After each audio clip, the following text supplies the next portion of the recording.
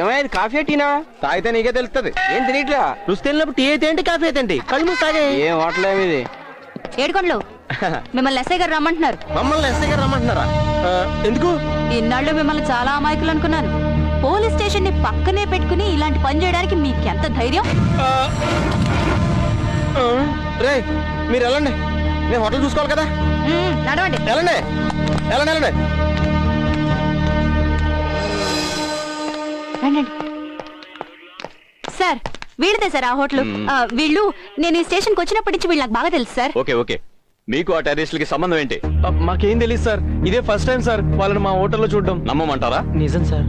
ఆ ఇద్దరు టెర్రరిస్టులు మళ్ళీ చూస్తే గుర్తుపట్టగలరా? తప్పకుండా sir. Okay okay, identification period జరిగినప్పుడు మీరిద్దరు రావాల్సి ఉంటుంది. అలాగే సార్. ఓకే, మీరిద్దరు వెళ్ళండి. ఇంకా వెళ్ళండి వెళ్ళండి. సార్ మీరు ఏం అడిగారని, ఏం తెలుసుకున్నారని? తెలుసుకున్నాను. ఎలా సార్?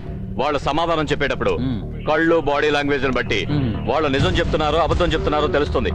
అవునా సార్? ఇది కూడా తెలియదు నీకు. ఎస్ఐ జాబ్ ఎవడిచ్చాడయ్యా? అదే కదా సార్ మా బాధ. సెటైర్లు ఎక్కువని పదండి. సరే సరేనయ్యా, ముందు ఆ దొంగల సంగతి చూడండి. అర్రే ఎంపీ గారింట్లో పడ్డ దొంగల్ని పట్టుకోలేనోళ్ళు సామాన్య పౌరులకు మీరే న్యాయం కల్పిస్తారయ్యా? అర్రే అంటే అన్నారంటారు గాని తొందరగా పట్టుకోండి ఆ దొంగల్ని. సార్ సార్ సార్ ఏంటయ్యా కంగారు? విత్తనాలు ఏం అయిపోలేదు, ఇంకా చాలా ఉన్నాయి. ఎన్ని బస్తాలు కావాలో చెప్పు. ఆ విత్తనాలే సార్ నాకు కొంప ముంచింది, నన్ను మీరే కాపాడాలి సార్. ఏంట్రా, నా ఇంటి బయట ఇచ్చట అందరినీ కాపాడబడును అని బోర్డు ఏమైనా ఉందా? ఊపుకుంటూ వచ్చేసావు. అదేంటి సార్ అలా అంటారు? మీరిచ్చిన విత్తనాలు అమ్మబట్టే కదా నా మీద అరెస్ట్ వారెంట్ ఇష్యూ అయింది. అంతేరా, చట్టం తన పని తాను చేసుకుపోతుంది. ఎక్కువ లాభం వస్తుందనేగా నేను ఇచ్చిన విత్తనాలు అమ్మావు. ఇప్పుడేమో నా కోసం అమ్మినట్టుగా మాట్లాడుతున్నావు. కాకమ్మ కబుర్లు చెప్పకండి. ఆ విత్తనాలు మీ దగ్గర కొన్నవే అని చెప్తే నాతో పాటు మిమ్మల్ని కూడా బొక్కలో వేస్తారు. ఏంట్రా ఈ వాయిస్ లేస్తుంది? నువ్వు నా దగ్గర విత్తనాలు కొన్నట్టుగా బిల్స్ కానీ ఏమైనా సాక్ష్యాలున్నాయా? లేకపోతే నా మాటలు కాదని నీ మాటలు ఎవరైనా నమ్ముతాడు చెప్పు. అయ్యా అంత మాట అనకండి అయ్యా, నన్ను ఇప్పుడు ఏం చేయమంటారో చెప్పండి. అలాగన్నావు బాగుంది. ఓ 10 లక్షలు పట్టరా. అమ్మో 10 లక్షలా? అరెస్ట్ వారెంట్ క్యాన్సిల్ చేయడం అంటే ఆషామాషి విషయం కాదు. ఏదైనా తేడా వస్తే నా తలకు చుట్టుకుంటుంది తెలుసా? సరేనయ్యా, తెస్తాను. పోయి పట్టరా పో. ఉంటానయ్యా. ఏమయ్యా? నమస్తే సార్. వాళ్ళెవరో దొంగతనం చేయడం ఏంటి, ఆ కమిషనర్ మనల్ని తిట్టమేంటి? అయినా గొట్టంగాలు ఏ జూబ్లీ హిల్స్ లో, బంజారా హిల్స్ లో దొంగతనం చేయకుండా అస్తమానం మన ఏరియాలను దొంగతనం చేస్తున్నారు. ఇదంతా మన కర్మయ్యా. ఫిల్మ్ డైరెక్ట్ అయితే బెస్ట్ సార్, సినిమా వాళ్ళు ఉంటారు. వేషాలు ఎద్దు గాని. వారం లోపు ఆ దొంగల్ని పట్టుకుని కమిషనర్ గారి దగ్గర మీరు బెస్ట్ అనిపించుకోవాలి సార్. పక్క నిమిషం. Sir good news sir, very good news. దొంగ దొరికాడు. ఏ దొంగ? మార్కెట్ లో నీ పర్స్ కొట్టేసినాడా? కాదు సార్, 7 ఏళ్లుగా మన డిపార్ట్మెంట్ ని ముప్పు తిప్పలు పెడుతున్న ఆ దొంగని పట్టుకున్నాను సార్. కోటాను కోట్ల రూపాయలు కొల్లగొట్టిన ఆ దొంగని రెడ్ హ్యాండెడ్ గా విత్ ప్రూఫ్ పట్టుకున్నాను సార్. దొంగ దొరికాడంటే పదండి. Okay sir.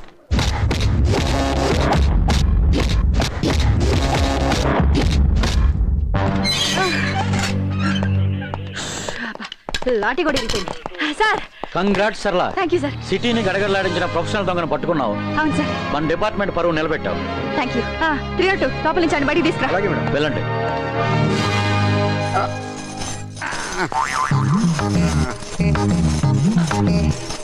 నారాయణ నువ్వా?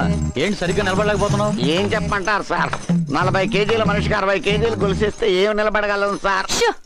సార్ ఈ ప్రొఫెషనల్ దొంగ మీకు ముందే తెలుసా? నువ్వు పట్టుకుంది ప్రొఫెషనల్ దొంగను కాదు, కనీసం పర్సు కూడా కొట్టలేని ఈ నారాయణ్. సార్ మరీ రెస్పెక్ట్ లేకుండా పిల్ల దొంగలాగా పీకి పారేయకండి సార్. సార్ వీడి మాటలు మీరు నమ్మకండి. వీడు నేను రెడ్ హ్యాండెడ్ గా పట్టుకున్నాను. సార్ వట్టిదే సార్, రెడ్ లేదు గ్రీన్ లేదు, వట్టి హ్యాండ్స్ తోటి పట్టుకున్నారు. అసలు వీళ్ళకి హ్యాండ్స్ పడమే రా సార్. ఎలా జాబ్స్ ఇచ్చారు సార్ వీళ్ళకి? రేయ్ కోపం వచ్చిందంటే లోపలికి తోస్తా. ఈసారి 2 లాఠీలు ఇరుగుతాయి. సార్ చూడండి సార్, ఇందులో ఎంత క్యాష్ ఉందో ఇదంతా వీడి దగ్గర పట్టుకున్నాను సార్. చూడు నారాయణ, మనలో మనమాట. ఇంత క్యాష్ నీకు ఎక్కడిది? వీళ్ళే అనుకున్నాను, వీళ్ళతో పాటు మీరు కూడా జమ్మా అన్నమాట. Don't be serious sir. పొద్దున్నే దొంగతనానికి వెళ్తుంటే ఒక షూటింగ్ కనబడింది. అక్కడ మేనేజర్ దగ్గర సూట్ కేసు ఉంది సార్. అది కొట్టేద్దామని ధూమ్లో జాన్ అబ్రహాం లాగా వర్కౌట్ చేశాను సార్. కొట్టేశాను సార్. పాపం మొత్తం డబ్బు కొట్టేస్తే ఏడుస్తాడని నా సొంత 10,000 రూపాయలు సూట్ కేసులో పెట్టాడు. పక్కన పెట్టి వచ్చేస్తున్నాను సార్. అప్పుడు అర్థమైంది సార్, నేను జాన్ అబ్రహాం కాదు, వాడు ధూమ్ 2లో హృతిక్ రోషన్ అని. దీనికి అంత టెన్షన్ ఎందుకు నారాయణ? ఆల్రెడీ దాంట్లో క్యాష్ ఉందిగా. సార్ అందుకే మిమ్మల్ని పోలీసులు అన్నారు. ఏయ్! అవన్నీ డూప్లికేట్లు సార్. నా 10,000 బొక్క సార్. వెళ్ళి సారీ చెప్పి నా 10,000 తెచ్చుకుందామని వెళ్తుంటే ఇదిగో ఈ ఇంటెలిజెంట్ లేడీకి దొరికాను సార్. ఈవిడికి ఇది ఫస్ట్ కేసు అనుకుంటా, చాలా సీరియస్ గా హ్యాండిల్ చేసింది సార్. సరళా అతను వదిలేసే. చిన్న రిక్వెస్ట్ సార్, ఈ గొలుసులు నేను తీసుకెళ్ళొచ్చా? దేనికి? ఎందుకంటే పాతనప సామాను వాడికి అమ్మేసి ఒక క్వార్టర్ మంది కూడా దామని. సెంట్రీ కనపడకుండా బయటికి వెళ్ళిపో. సార్ మనకు అనవసరం. సార్ నువ్వు ఎమోషన్ తగ్గించు. ఔ!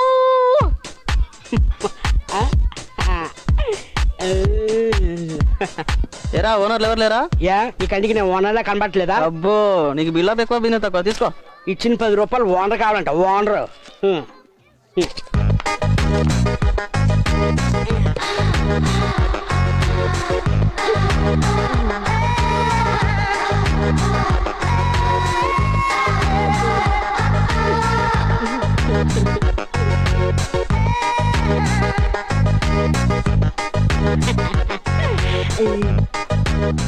ఏ పొట్టడా రమణ ఎక్కడా? స్మార్ట్ గా పిల్లొచ్చు కదా. అంత సీన్ లేదులే. రమణ ఎప్పుడు వస్తాడు? ఏమైనా డబ్బులు తీసుకోండి. హలో ఏమైనా డబ్బులు తీసుకోండి. ఏవి లేని అడవిలో ఎలికే పెద్ద జంతువట. నేను ఎలకనే వెళ్ళు. ఇప్పుడే రావడం. సర్లే రమణ వస్తే నేను వచ్చానని చెప్పు. ఏడుకొండల వాడ వెంకటరమణ, నన్ను ఎందుకని ఇలా పుట్టించావు?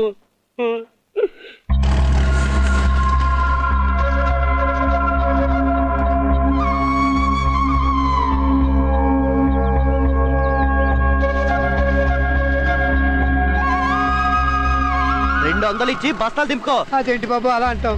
అంత డబ్బు నేను ఎలా ఇవ్వగలను? అదంతా నాకు తెలియదు, ముందు పైసలు తీ. అంత డబ్బు నా దగ్గర లేదు, నేను ఇవ్వలేను. ఏంటి గొడవ? సమయానికి వచ్చావు, నువ్వన్నా చెప్పు బాబు. ఆయన ఎందుకు చెప్పేది? పరిశ్రమ చేయకుండా పైసలు తీ. అసలు ఏం జరిగింది బాబాయ్? చూడు బాబు, మా ఊరు నుంచి రావడానికి 30 రూపాయలు అయింది. సికింద్రాబాద్ స్టేషన్ నుంచి ఇక్కడ రావడానికి 200 అడుగుతున్నాడు బాబు. మీటర్ అయితే గింత అయింది. అయినా దునియాలో మేము కూడా బతకాలి కదా. దొంగ మ్యాటర్ మాకు తెలుసు కానీ నువ్వు బతకడం కోసం ఇలాంటి వాళ్ళని చంపాలా? అరే ఏం మాట్లాడుతున్నావు? నేను చంపడం ఏంది? మరంతే కదా.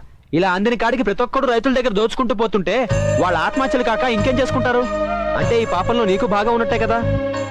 ఈ రైతుల దగ్గర రాజకీయ నాయకులు ఓట్లు, అధికారులు నోట్లు అందిన కాడికి అడ్డంగా దోచుకుంటున్నారు. అదే పని నువ్వు చేస్తావా అన్నా?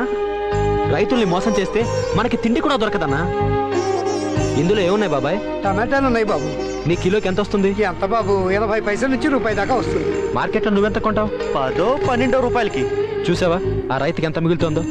మీ ఇద్దరి మధ్య ఆ దళాలు ఎంత బాగుపడుతున్నాడు. ఈ రోజు పంట ఎక్కువగా పండినా రైతు బాధపడాల్సిన పరిస్థితి వచ్చింది.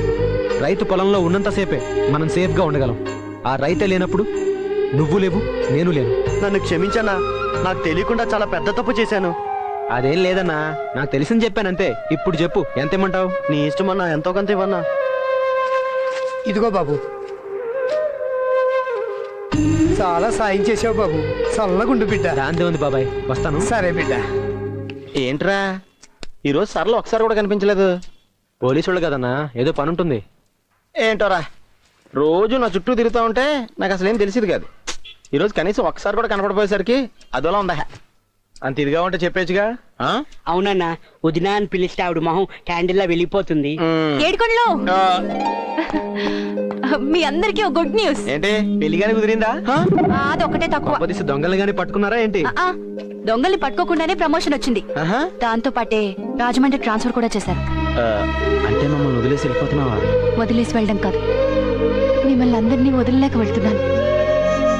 ఇక్కడుండి నీతో మనసులో ఉన్నది చెప్పలేక పడే బాధ కన్నా ఇదేమీ ఎక్కువ కాదు.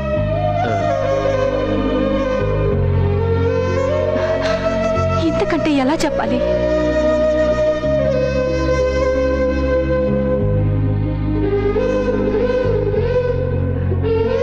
నువ్వు చాలా సిన్సియర్ పోలీసువి.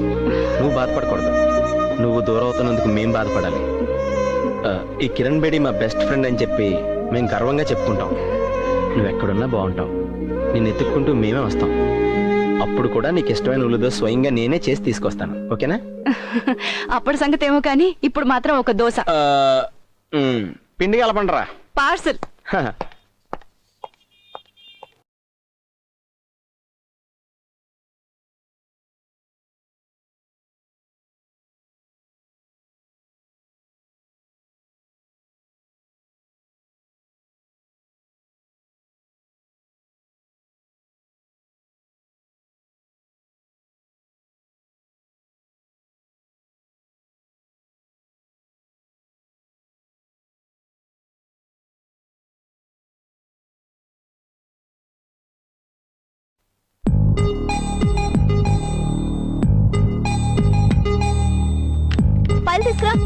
వస్తున్నా మేడం.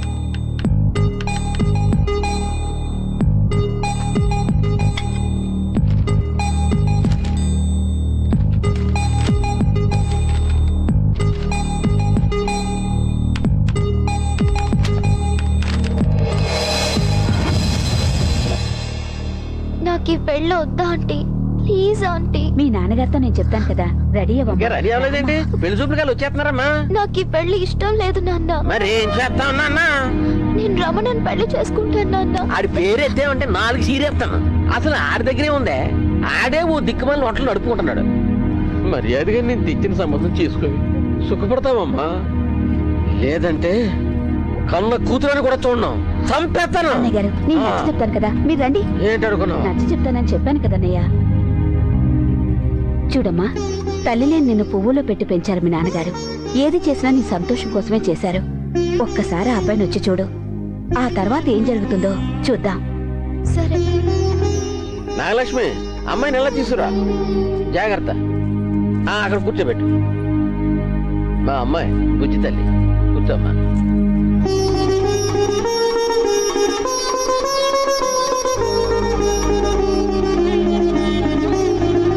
బావగారు, అమ్మాయి లక్షణంగా ఉంది, మా అందరికీ నచ్చింది. అంత దేవుడిదయ్యా. ఇంకా మిగతా విషయాలు మాట్లాడుకుంటే మంచి. నేను పెళ్లి కొడుకుతో కొన్ని విషయాలు మాట్లాడాలి. ఏంటే నువ్వు మాట్లాడేది? నోరు మూసుకుని కూర్చో. మీరుండండి బావగారు, అమ్మాయి ఏదో మాట్లాడాలంటోంది కదా, మాట్లాడనివ్వండి, పర్వాలేదు.